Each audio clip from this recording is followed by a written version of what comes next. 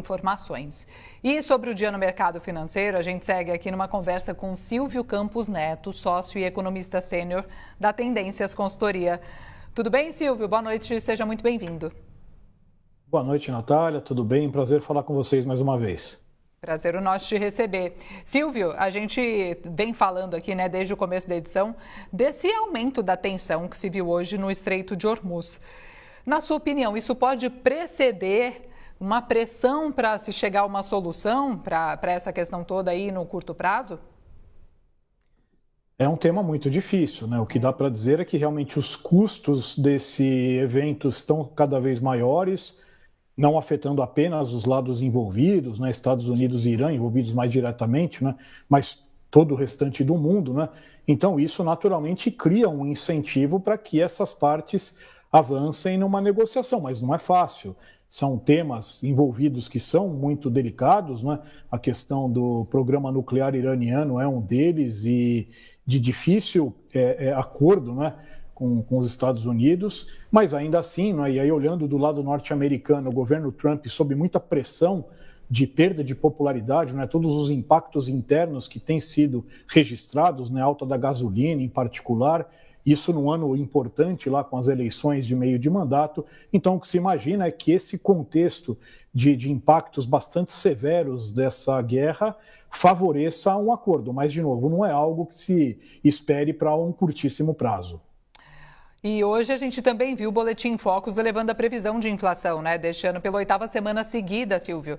Se a situação no Oriente Médio não se resolver no curto prazo, o que pode acontecer com a nossa inflação e principalmente com a nossa política monetária? Bom, de certa forma, a inflação já vem, as expectativas, no caso, já vem incorporando esse cenário de petróleo pressionado por um período um pouco mais prolongado do que se imaginava. É claro que ainda há uma perspectiva de alguma volta, mesmo que parcial, desses preços, porque antes do conflito, este era um mercado, em termos de fundamentos, que era sobreofertado, ou seja, a realidade é que estava sobrando petróleo no mundo, né? Por isso que os preços estavam baixos. Então, o que se imagina é que, com a superação desse conflito ao longo dos próximos meses, difícil dizer quando, obviamente, mas o que se espera é que isso traga os preços para patamares, se não os mesmos que tínhamos antes, mas para níveis mais baixos do que temos atualmente. Claro que, enquanto isso não acontece, as expectativas de inflação vão subindo, os índices de preços que vão sendo divulgados apontam um quadro preocupante, e o resultado disso é que os bancos centrais, claro, tanto no exterior, vimos semana passada, Fed, Banco Central Europeu, Banco do Japão, todos fazendo alertas muito importantes de risco de aumento de juros, e aqui que estamos numa ponta contrária, né, de redução da Selic, e o risco, obviamente, é que o Banco Central tenha que parar antes do que se imaginava, claro, ir mais devagar, como já estamos vendo, e eventualmente parar um pouco antes, pelo menos até que essa situação fique mais clara. Queria ouvir sua leitura também sobre o comportamento do dólar, Silvio, porque ele continua ali na casa dos R$ 5, né? Já faz algumas semanas. E é isso mesmo? Parece que esse vai ser o novo patamar da moeda americana?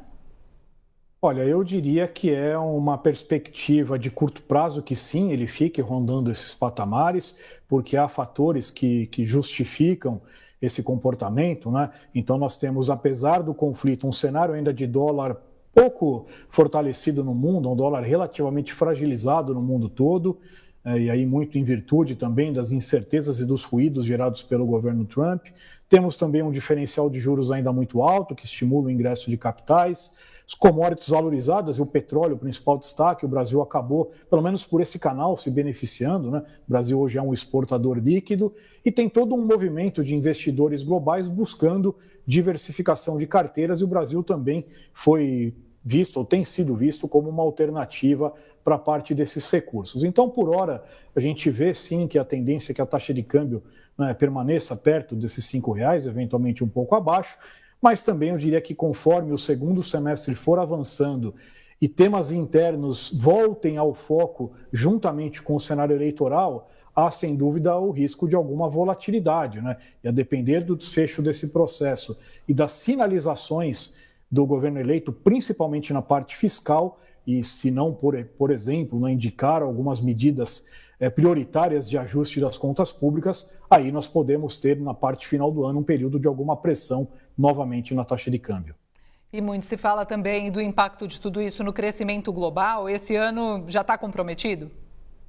Olha, eu não diria que está comprometido. O mundo, apesar de tudo, as economias têm demonstrado alguma resiliência. Agora, é fato que é um ambiente que gera muita incerteza, postergação de decisões, né, de investimentos em particular. Os juros de mercado no mundo todo já estão mais altos, né? Hoje vimos as taxas dos treasuries norte-americanos alcançando novamente patamares cada vez aí mais elevados. Então, tudo isso corrobora um cenário de um certo esfriamento da atividade global. Mas ainda diria que é prematuro falar sobre um quadro recessivo, né, uma piora mais abrupta, porque, de novo, né, vai depender muito, né, da duração do tempo, né, desse conflito e também, consequentemente, do tempo no qual veremos esse petróleo acima de $100. Né? Então, as economias estão sim em risco, mas por hora ainda demonstrando alguns sinais de resiliência. E aí a gente, enquanto isso não se resolve, a gente vai seguir ouvindo e falando muito em cautela, eu imagino, né? E já emendo mais uma pergunta, aqueles 200 mil pontos do Ibovespa que pareciam que estavam ali tão próximos, você acha que tem chance de acontecer ainda no mês de maio ou ficou para depois, Silvio? Olha, a chance existe, mas eu diria que depende mais uma vez de um grande fluxo de ingresso de capitais estrangeiros. Algo que nós vimos na primeira quinzena de abril, um volume muito forte, na verdade já vinha antes também, né, nos primeiros meses do ano, mas que particularmente nessa segunda quinzena do mês, esses capitais eles foram retirados, pelo menos uma parte deles. Acredito que seja um movimento bem natural de realização de lucros, de correção, né, depois de um período muito forte de alta, de valorização, mais do que se imaginava naturalmente, então até dá para se antever alguma recuperação, né, ao longo das próximas semanas. Agora, o alcance dos 200 mil ou não no curtíssimo prazo, acho que é um ponto de dúvida, porque, de novo, dependeria mais uma vez de um grande influxo de capitais externos, o que nesse momento parece aí que, pelo menos por hora, seja um ponto ainda de incerteza. Quero agradecer Silvio Campos Neto, ele que é economista, sócio sênior da Tendências Consultoria. Muito obrigada pela participação, pela conversa e boa semana para você. Eu que agradeço a oportunidade.